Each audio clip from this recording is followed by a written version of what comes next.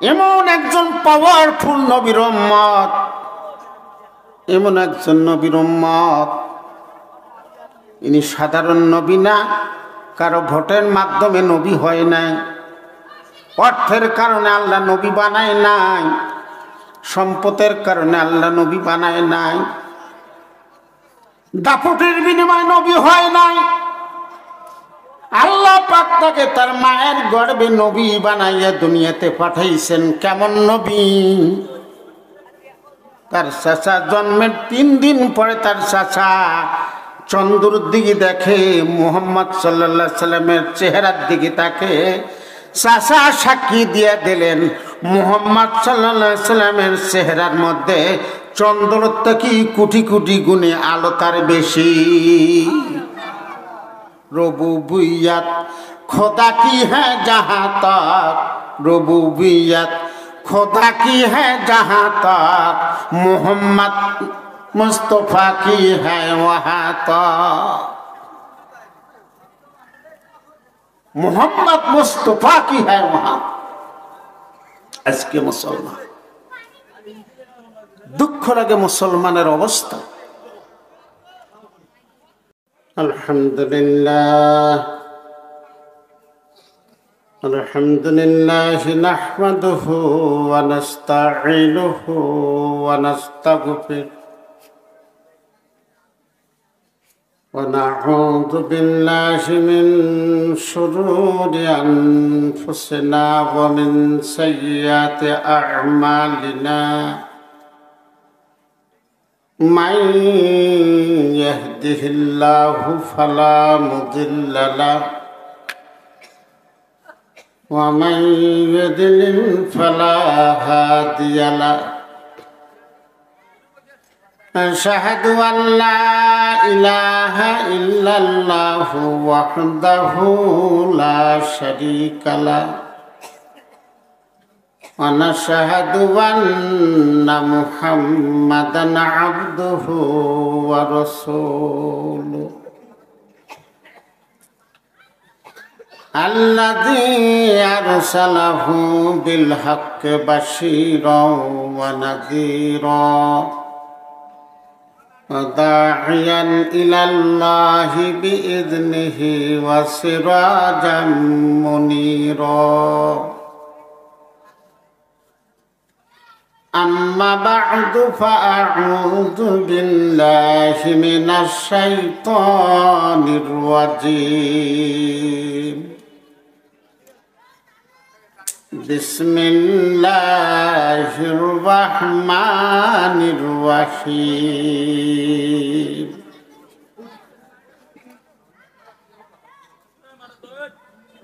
وإن يطع الله ورسوله ويتقه ويخشى الله فأولئك هم الفائزون.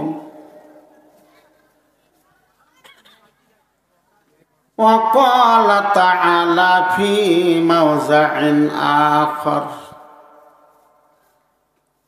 يا أيها الذين آمنوا اتقوا الله حق تقاته ولا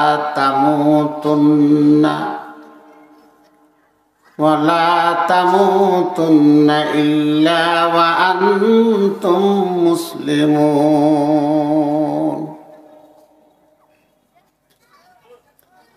صدق الله مولانا العظيم. وقال رسول الله صلى الله عليه وسلم: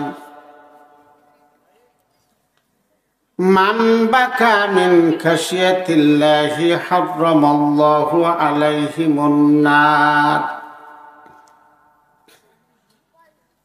أو كما قال عليه الصلاة والسلام. जमींदारी नहीं दौलत हमारी, जमींदारी नहीं दौलत हमारी, हमारी दौलत है बतनाम अल्लाह, हमारी दौलत है बस नाम अल्लाह। रुबूबियत खुदा की है जहाँ तक, रुबूबियत खुदा की है जहाँ तक, नबूवत मुस्तफा की है वहाँ तक। একদিন এই সোনার শরীর থাকবে না রে হায়,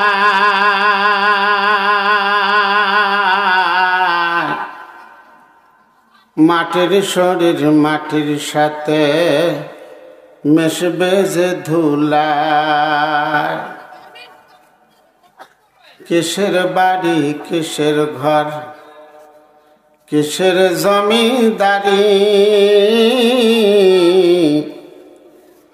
সঙ্গে তোমার কেউ রবে না, কেবল একা তুমি। লা ইলাহা ও লা ইলাহা লা ইলাহা লা ইলাহা ইল্লাল্লাহ লা ইলাহা। আসমানে আল্লাহ জমিনে আল্লাহ, আসমানে আল্লাহ জমিনে আল্লাহ, ডানে আল্লাহ বামে আল্লাহ, যেদিকে তাকাও সেদিকে মাওলা। লা ইলাহা ও লা ইলাহা ও লা ইলাহা লা ইলাহা ইল্লাল্লাহু মুহাম্মাদুর রাসূলুল্লাহ। সকলে বলুন সাল্লাল্লাহু আলাইহি ওয়াসাল্লাম। আল্লাহ তাবারক তাআলার বহুত বড় ইহসান যে আল্লাহ রব্বুল আলামিন এই ফিতনার যুগে ফিতনার সময়, যেই যুগে মানুষ প্রতিযোগিতামূলক গুনাহের কাজ করতেছে, আল্লাহ পাক সেই মুহূর্তে আমাদের মতো কিছু সংখ্যক নালায়েক বান্দাকে দ্বীনি প্রতিষ্ঠানের আঙ্গিনায় এনে একটি কোরআনী মাহফিলে বসার সুযোগ করে দিলেন। এই জন্য কালেমাতুশ শুকুর অন্তরের অন্তঃস্থল থেকে শুকরিয়াতান সকলে জোরে সোরে বলি আলহামদুলিল্লাহ। ওই নবীর উপরে লাখ কোটি দরুদ ও সালাম, যিনি বিশ্বের সেরা মানবতার দূত, যিনি আকায় নামদার তাজদার মদিনা নবী মুহাম্মদুর রাসূলুল্লাহ। সকলে বলি সাল্লাল্লাহু আলাইহি ওয়াসাল্লাম।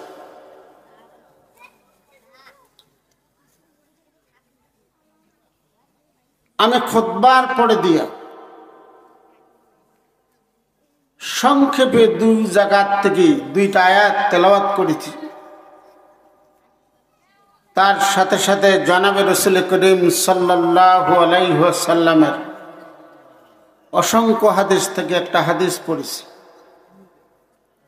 আয়াত এবং হাদিসের উপরে বিস্তারিত আলোচনা করার সময়ও নাই, আর অতখানি যোগ্যতাও আমার নাই।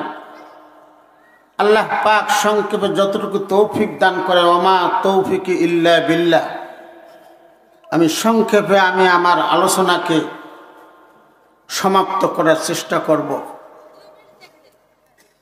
আলোচনার ভূমিকা একটা কথা বলতে চাই। সেই কথাটুকু হলো,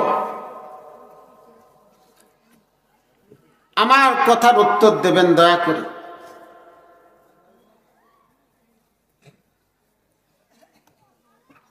দুনিয়াতে মানুষ আসার সিরিয়াল আছে, যাওয়ার কোনো সিরিয়াল আছে? জোরে বলেন, যাওয়ার কোনো সিরিয়াল আছে? যদি যাওয়ার সিরিয়াল থাকত তাহলে সিরিয়াল বাই দুনিয়ার থেকে মৃত্যু হইত, সিরিয়াল অনুযায়ী দুনিয়ার থেকে যাইতে হইত। আমি আপনাদের জিজ্ঞাসা করি, এই পৃথিবীর মধ্যে কথার উত্তর দেবেন, সবচাইতে শ্রেষ্ঠ মানুষ, সবচাইতে দামি মানুষ আল্লাহ পাক দুনিয়াতে কাকে বানিয়েছিলেন, কাকে দামি করে পাঠিয়েছিলেন বলতে পারেন? নবী মুহাম্মদুর রাসূলুল্লাহ সাল্লাল্লাহু আলাইহি, সবচাইতে দামি মানুষ। আর এই দামি মানুষকে যদি আল্লাহ পাক চাইতেন যে কিয়ামত পর্যন্ত তার হায়াত দিতে, এটা আল্লাহ পাকের ক্ষমতা ছিল, দিতে পারতেন। কিন্তু তেনাকেও কিয়ামত পর্যন্ত হায়াত দেওয়া হয় নাই। তেনার সীমিত টাইমের মধ্যে আল্লাহ পাক দুনিয়ার থেকে আলাদা করছে। কি বলেন, কথা ঠিক নেবে? হ্যাঁ মুসলমান, অন্তরের কান দিয়া কথাগুলো শুনি।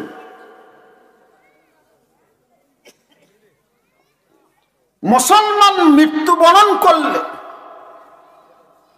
মুসলমানের জন্য এটা গজব না, মুসলমানের জন্য এটা আযাব না। সত্যিকারে যদি মুসলমান রূপে মৃত্যুবরণ করে, আল্লাহ পাক তার কবরকে আল্লাহ পাক জান্নাতের টুকরা বানাতে। আর মুসলমান যদি ওই অবস্থা, আকার ইঙ্গিতে মুসলমান, দেখতে শুনতে মানুষ, কিন্তু কর্মকাণ্ড যা কিছু সব কিছু চতুর্থ জানোয়ার আর হায়াওয়ানের মতো, তাহলে তার কবর হবে জাহান্নামের একটা গর্ত। যেরকম নাউজুবিল্লাহ। সুতরাং এর দ্বারাই বুঝে গেল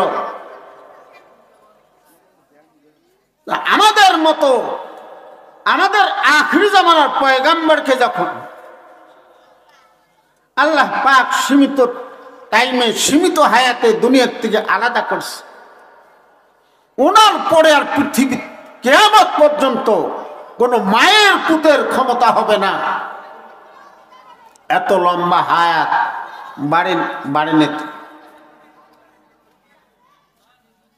কারো ক্ষমতা হবে না।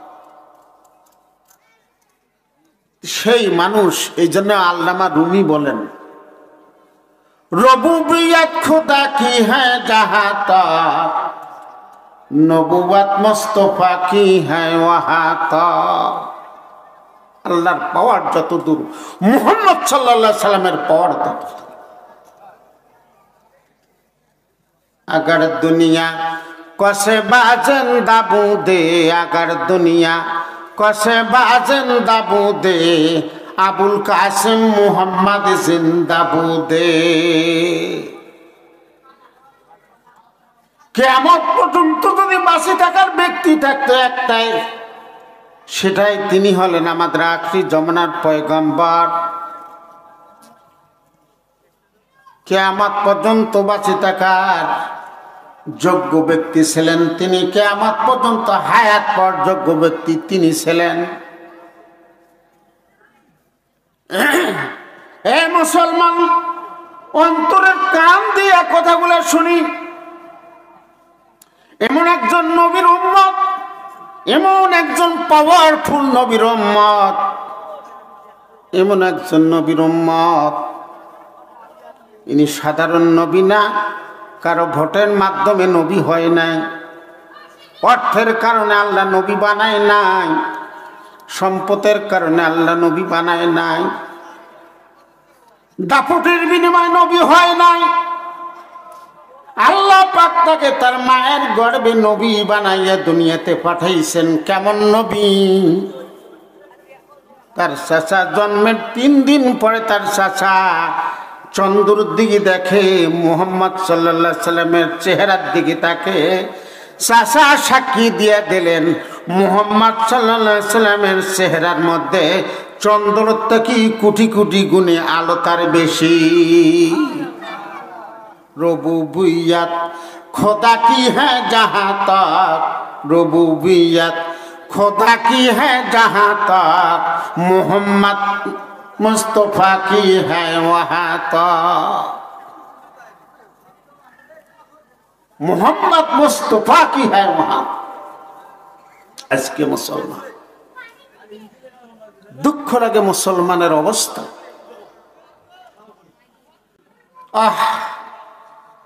এই জন্য আল্লাহ পাক কালামে পাকে বলেন, ইয়া আইয়ুহাল্লাযীনা আমানুত্তাকুল্লাহা হাক্কা তুকাতিহি ওয়া লা তামুতুন্না ইল্লা ওয়া আনতুম মুসলিমুন।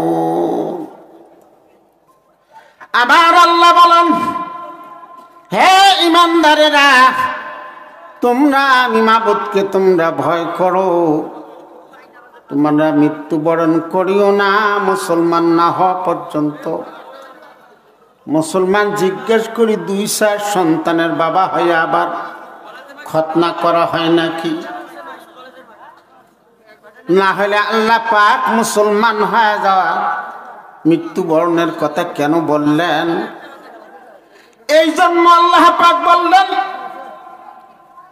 মুসলমানের দায়িত্ব হিসাবে আল্লাহ পাকের বিধান যতগুলো আছে, নবীর আদর্শ যতগুলো আছে,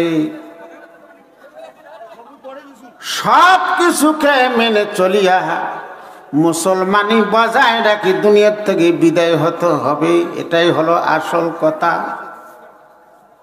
কিন্তু মুসলমান আজকে কি হইলা?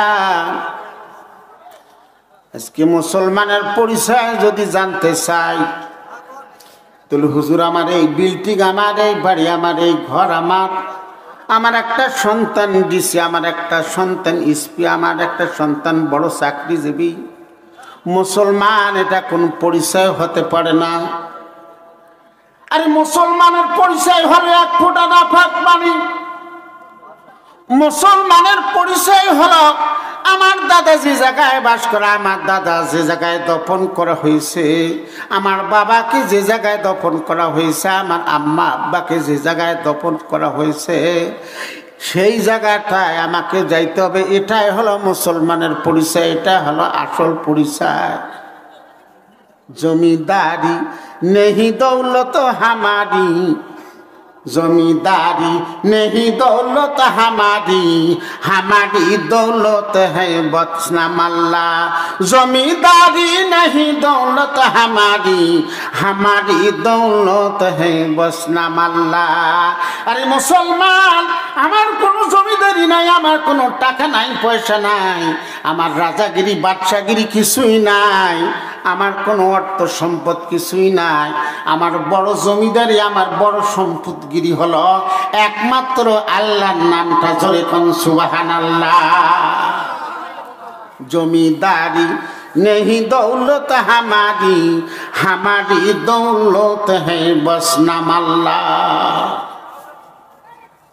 আমার জমিদারি, আমার সবচাইতে বড় জমিদারি, আমার সবচাইতে বড় সম্পদ একমাত্র আল্লাহর নামের উচ্চারণ, একমাত্র আল্লাহর নামে জিকির, একমাত্র আল্লাহর নামের উচ্চারণ। জোরে কোন কথাটা ঠিক নেবে?